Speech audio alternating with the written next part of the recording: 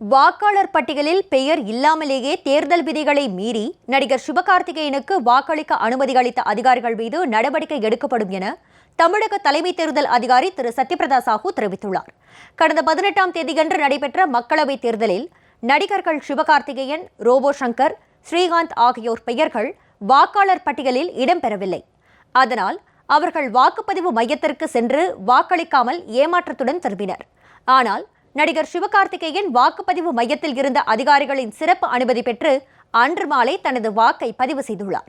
நடிகர் ஸ்ரீகாந்திற்கும் வாக்கு மையத்தில் விரலில் மை வைக்கப்பட்டுள்ளது. ஆனால் வாக்களிக்க அனுமதிக்கப்படவில்லை. நடிகர் சிவகார்த்திகேயனுக்கு விதியை மீறி வாக்களிக்க எப்படி அனுமதி அளிக்கப்பட்டது என தமிழக தலைமை தேர்தல் அதிகாரி திரு சத்யபிரதா சாஹூவிடம் செய்தியாளர்கள் கேள்வி எழுப்பியுள்ளனர். அதற்கு பதிலளித்த அவர், வாக்களிக்க அனுமதி வழங்கப்பட்டது தவறு என்றும் அனுமதி வழங்கிய அதிகாரிகள் மீது உரிய நடவடிக்கை எடுக்கப்படும் என்றும் தெரிவித்துள்ளார்.